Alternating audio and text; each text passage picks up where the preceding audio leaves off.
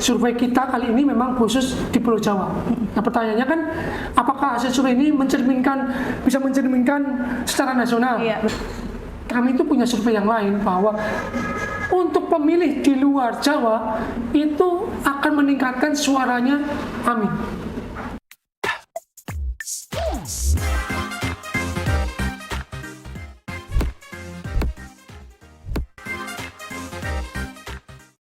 Assalamualaikum warahmatullahi wabarakatuh. Halo pejuang, apa kabar? Semoga pejuang dalam keadaan baik-baik saja ya. Sebelum kita mulai di episode kali ini, kenalin aku Farika yang akan mengisi episode podcast pejuang kali ini. Tapi pejuang, aku nggak sendiri, aku akan ditemenin oleh seorang pengamat politik, ada Mas Dendi. Halo Mas Dendi. Halo teman-teman semua. Iya, nah Mas Dendi, nih kita mau bahas tentang hasil survei yang akhir-akhir ini tuh lagi hot banget nih, kemarin dibahas ya, kayak kemarin tuh baru 2 hari keluarnya ya surveinya, itu bahwa ternyata pasangan calon presiden nomor urut 1 itu mendapatkan angka yang tinggi di Pulau Jawa. Nah, menurut Mas Dendi gimana nih? Penyebabnya apa sih? Ya, survei kali ini memang itu dilakukan di 6 provinsi di Jawa ya, dari mulai Banten sampai ke Jawa Timur, ada 6 itu. Kalau kita lihat dari masing-masing paslon itu dia menang di mana, kalah di mana, kan gitu. Iya.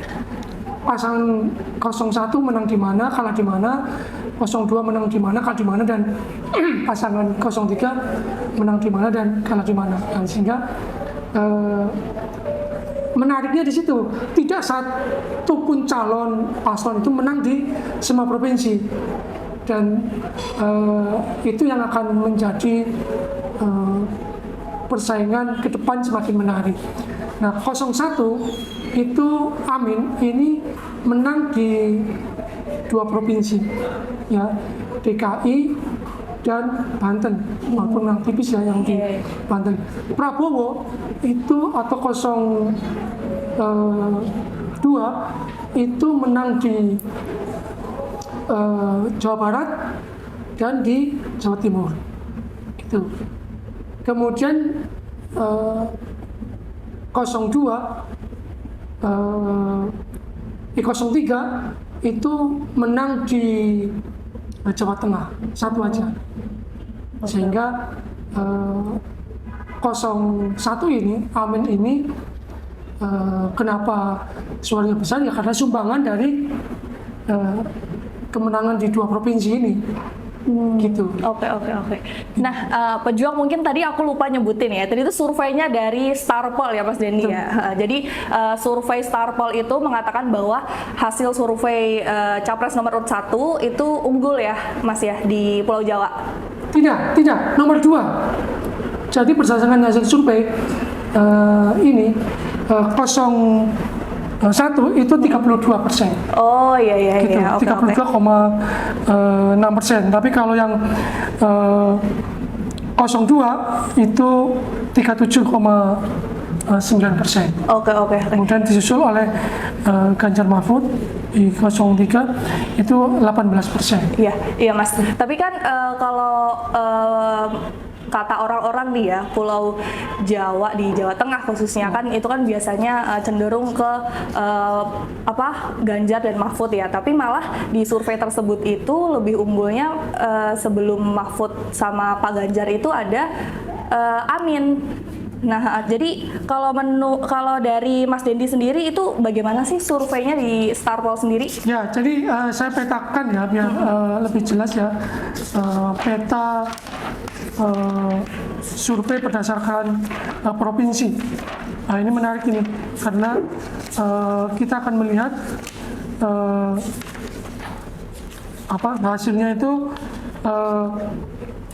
di Jawa Tengah misalnya itu tetap Ganjar yang menang. Ganjar yang menang. Kemudian disusul oleh Prabowo Gibran. Kemudian baru Amin nomor 3. Yang menarik di situ adalah Ganjar sebagai Ganjar Mahfud yang didukung oleh PDIP tidak menang sangat dominan. Menang tapi tidak dominan. Sehingga suara Ganjar Mahfud ini di Jawa Tengah tidak bisa mendongkrak perolehan dia secara keseluruhan di Pulau Jawa. Sehingga dia kalau digabung perolehan elektabilitasnya di seluruh Pulau Jawa, dia hanya nomor 3. Gitu. Karena perolehan di Jawa Tengah tidak cukup kuat untuk mendongkrak suara dia. Gitu loh. Suara nomor 2. Nomor 2. Jadi menangnya nomor 2 di Jawa Tengah tidak terlalu signifikan. Itu yang membuat pasangan 02 ini elektabilitasnya tidak mengangkat secara keseluruhan di Pulau Jawa. Itu. Nah, sementara itu Amin, perolehan Amin di Jawa Tengah itu tidak kalah telak. Gitu loh. Itu yang menarik ya? Itu yang menarik. Dia tidak kalah telak. Gitu. Suaranya cukup besar, cukup signifikan untuk mendongkrak dia sehingga dia bisa naik di urutan kedua secara keseluruhan di Pulau Jawa. Gitu. Nah itu penyebabnya kenapa pasangan Amin itu bisa di nomor 2. Gitu. Kalau dilihat dari secara provinsi. Kemudian di beberapa provinsi-provinsi yang lain suara Amin cukup signifikan, walaupun tidak paling atas tapi dia signifikan sehingga dia merata, sehingga dia konsisten di nomor 2. Oke. Nah, Mas Dendi sendiri gimana sih melakukan surveinya pada waktu itu? Ya, kita itu survei ini dilakukan oleh Starpoll ini. Ini menggunakan metode yang biasa dilakukan, yaitu multi-step random sampling. Kemudian respondennya itu 1.500 dengan margin of error 2,6 gitu. Responden itu dibagi secara proporsional di setiap provinsi ya, sehingga di provinsi yang jumlah pemilihnya besar ya dia akan mendapatkan proporsi responden lebih besar. Gitu. Jawa Barat misalnya, itu respondennya besar. Surveyor ini sebelum turun kita dilatih dulu biasanya. Gitu. Dilatih bagaimana cara wawancara, kemudian menemui masyarakat pemilih itu dengan metode-metode sampling yang sudah ditentukan. Biasanya kita menggunakan metodenya itu systematic random sampling. Dari nasional kita proporsikan di provinsi, kemudian langsung turun di tingkat desa, kemudian desa itu kemudian langsung ke rumah tangga. Rumah tangga nanti diacak lagi. Gitulah metode-metodenya biasa dilakukan semacam itu. Oke Mas. Terus pas melakukan survei itu otomatis pasti ada kendala ya Masnya. Nah itu kendala apa yang Mas Dendi temuin? Jadi kalau di survei itu biasanya ada 2 kendala. Ya, pertama untuk surveyor biasanya. Pertama kendala geografis, kemudian kendala sosial. Gitu loh. Kendala geografis itu biasanya ditemui di karena faktor geografis ya, itu di daerah-daerah pelosok gitu loh. Misalnya yang terpilih di Banten misalnya, dia harus sampai ke pelosok jauh gitu loh, dan itu harus ditemui desanya, walaupun dia pelosok dia harus temui gitu loh. Kemudian kalau di Jawa mungkin faktor geografis tidak terlalu ekstrim ya, tapi kalau kita survei nasional biasanya kita menemukan kendala geografis yang ekstrim, misalnya di Papua, gitu loh. Di Papua itu kendala geografisnya sangat ekstrim gitu loh. Misal harus menemui responden di satu desa itu sangat jauh, nah gitu geografis gitu. Kalau di Jawa itu ekstrim ada, tapi kendala geografis ada tapi tidak terlalu ekstrim. Kemudian kendala kedua adalah kendala sosial. Kendala sosial itu ditemui di perkotaan, gitu. Misalnya kita itu kalau survei di Jakarta itu respon itu dekat-dekat, tapi kendala sosialnya sangat tinggi. Saya itu dulu merangkak sebelum punya lembaga survei, saya itu merangkap sebagai surveyor. Zaman mahasiswa saya sudah jadi surveyor, sehingga saya hafal betul kendala-kendala surveyor bukan berdasarkan cerita, tapi saya mengalami sendiri. Iya. Kalau di perkotaan itu kalau kita mau masuk, kita pertama dia ditemui oleh anjing biasanya. Gitu. Kalau di perkotaan yang perumahan disambut anjing. Kemudian kedua, kita diusir karena dianggap dikira sales. Di kota udah biasa kayak gitu ya Mas ya. Gitu. Sehingga susah sekali mendapatkan responden di perkotaan. Tapi kalau di pedesaan walaupun geografis tapi lebih enak. Bahkan kita wawancara itu disuguhi makanan, diajak ngobrol lama sekali. Nggak boleh keluar, kita nggak boleh keluar rumah. Diajak ngobrol panjang itu kalau di desa. Nah, itu jadi kalau kendala-kendala apa di survei itu begitu. Kita jelaskan kalau nanti kendalanya geografis, teman-teman harus begini. Misalnya kemalaman tidurnya di masjid, gitu loh, atau di tempat-tempat numpang di kepala desa, kita biasanya begitu. Nah, nanti kalau teman-teman yang kendalanya sosial, misalnya teman-teman jangan baper kalau ditolak, gitu loh. Misalnya teman-teman ditolak sebagai sales, nggak apa-apa, nanti pindah ke rumah berikutnya. Nah, gitu-gitu. Nah, dalam pelatihan surveyor kita latih kayak gitu-gitu. Sehingga teman-teman bisa mengantisipasi kendala-kendala di lapangan. Termasuk ditolak sama RT-nya, ditolak sama dicurigai sebagai ini survei dari mana nih dan sebagainya. Nah, itu sudah kita latih bagaimana cara mengantisipasinya gitu, Mbak. Iya, Mas. Tapi kan kalau kita biasa kalau di kota-kota kalau ditolak sama Pak RT atau tokoh-tokoh di situ misalkan, itu kita kan nunjukin kartu nama, Mas. Itu tetap ditolak kah? Ya, biasanya bisa, kadang-kadang penolakannya kan berdasarkan macam-macam alasan. Gitu loh. Misalnya alasan, wah nggak boleh, ini sensitif, sudah begini, kami nggak mau warga kami resah, pindah aja, kita pindah RT. Gitu. Kalau Mas Dandi sendiri tadi kan kalau untuk geografis ya, kendala geografis itu tadi nginap di masjid, nginap di kepala daerah, itu Mas Dandi berarti sering ya? Iya begitu. Bahkan kendala geografis itu dulu zaman saya survei itu di Kalimantan, itu mungkin kan ada surveyor kami yang kurang, kalau di etika ya, kalau di pelatihan survei itu ada penjelasan tentang etika surveyor. Salah satunya itu menjaga adat istiadat setempat. Nah, itu pernah di satu surveyor saya di Kalimantan, itu habis survei itu pulang itu matanya ada belatungnya. Sampai segitunya. Gitu ya. Itu kendalanya begitu. Sehingga cukup riskan surveinya. Kalau di Jawa sendiri ada ekstrim nggak, Mas? Kalau di Jawa itu ekstrimnya nggak ada, yang terlalu nggak ada. Yang paling banter penolakan ekstrim ada. Kayak gimana? Di perkotaan. Jadi teman-teman itu seharian nggak dapat surveyor, nggak dapat responden, ditolakin gitu ya? Ditolakin terus. Gitu. Oke. Ke rumah ini ditolak, ke rumah ini, terutama di perumahan-perumahan yang tertutup. Itu kemarin hasil surveinya itu pas melakukan survei itu juga sempat ditolak berarti? Iya, banyak ditolak. Gitu. Dan kebetulan kami lagi buat survei juga di waktu yang tidak berbeda, waktu yang tidak berjauhan. Kemarin ada kerusuhan di Papua. Oh iya, betul. Nah, itu surveinya terganggu itu. Nggak boleh masuk, itu nggak berani masuk. Nah, kendala-kendalanya semacam itu, ada kendala sosial itu, kendala kerusuhan. Itu di Papua terjadi tuh. Kemarin kendala kerusuhan karena surveyor ditolak masuk di desa itu karena lagi bakar-bakar. Nah, kalau kayak gitu biasanya cara mengatasinya ya udah pindah ke rumah lain atau hold dulu.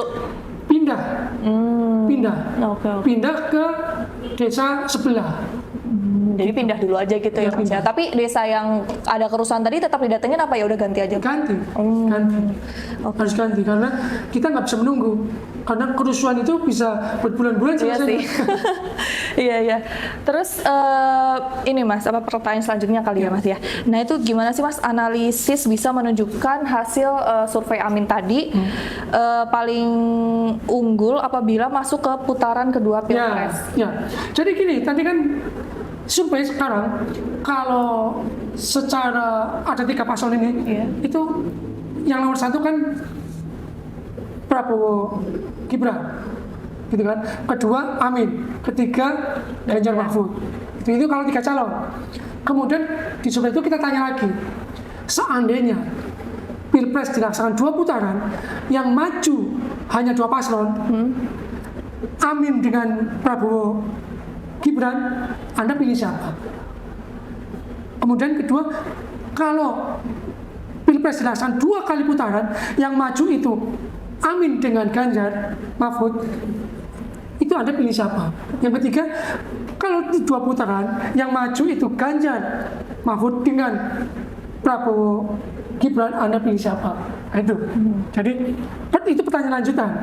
Nah, ketika kita tanya head to head antara Amin dengan Prabowo Gibran, itu responden lebih banyak memilih Amin. Oh, jadi walaupun ketika 3 paslon itu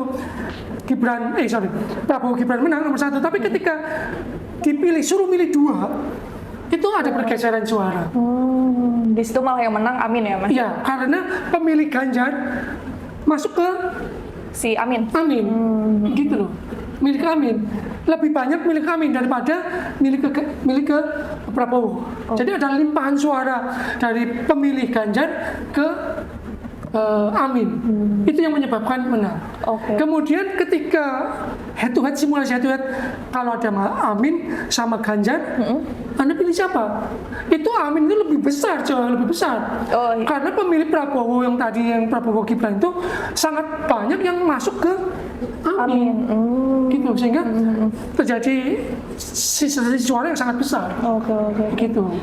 Jadi mau yang masuk itu entah Amin sama Prabowo Gibran atau Amin sama Ganjar, tetap Amin yang unggul.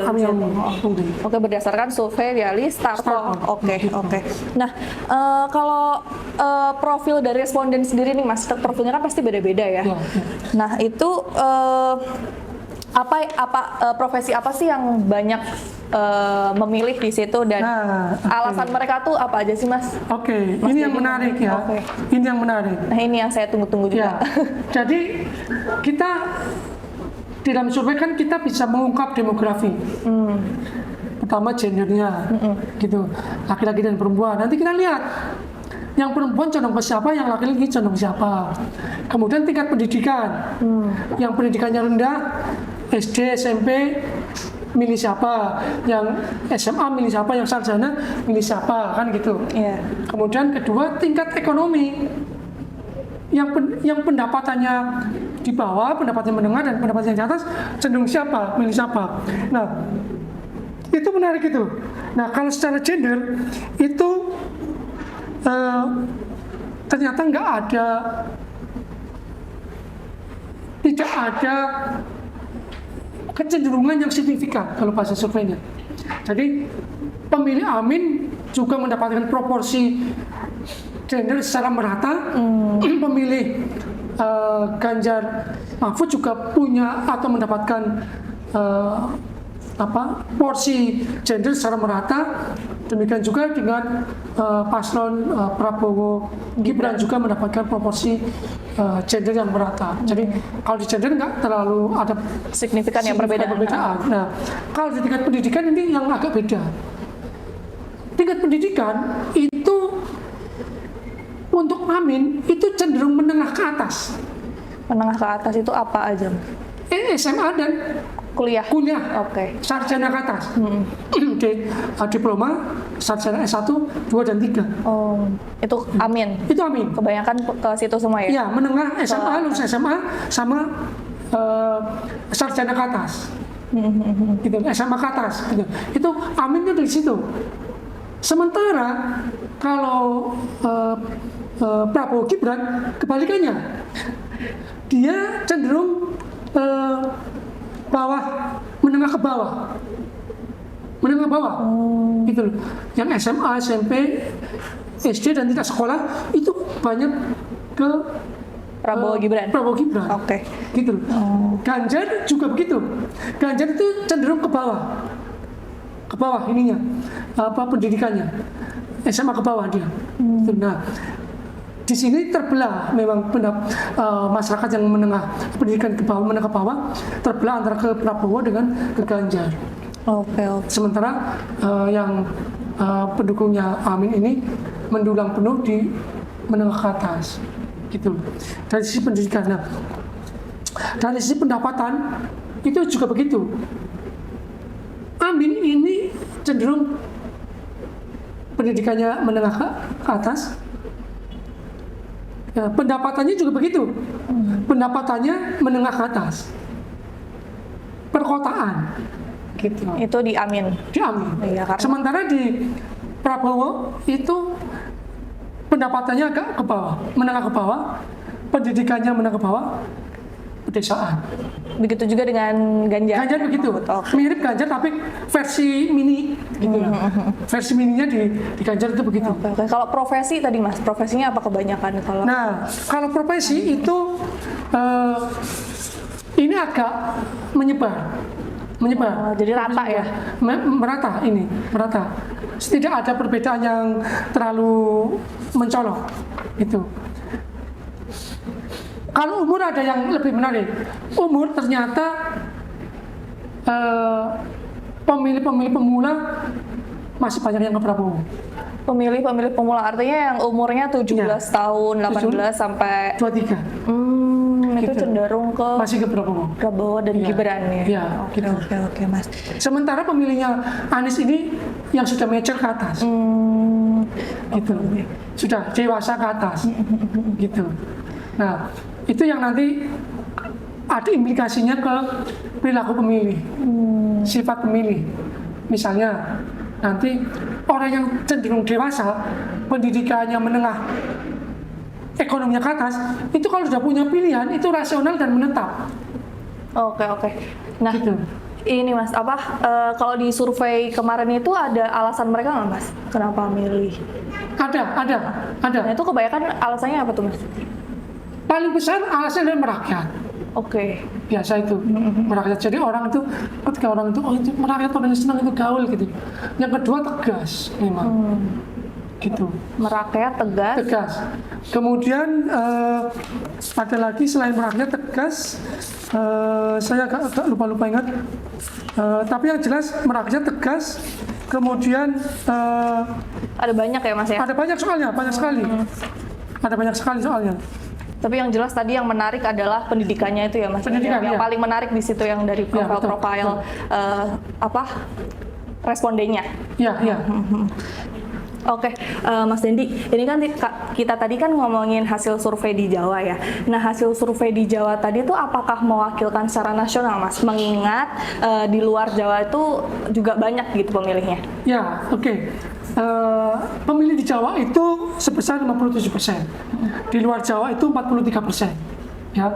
Dan survei kita kali ini memang khusus di Pulau Jawa. Nah, pertanyaannya kan, apakah hasil survei ini bisa mencerminkan secara nasional? Iya, betul.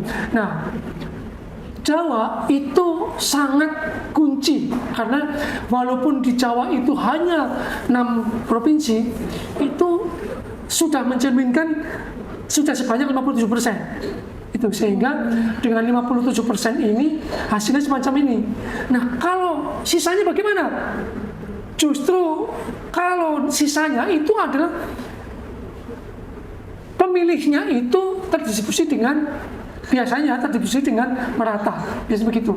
Tapi kami itu punya survei yang lain bahwa untuk pemilih di luar Jawa itu akan meningkatkan suaranya Amin. Oke. Di luar Jawa justru akan meningkatkan suaranya Amin. Jadi kalau nanti kita gabungkan dengan survei di provinsi lain, itu ini bocorannya. Ini selisih antara paslon nomor 2 Prabowo Gibran dengan 01 Amin itu semakin dekat, gitu, semakin dekat, walaupun tidak merubah, tapi sangat dekat. Oke. Gitu. Jadi gitu ya pejuang, hasil surveinya ini bisa dikatakan mencerminkan hasil nasional nanti. Betul. Nah, Mas, ini udah nyampe pertanyaan terakhir nih, Mas.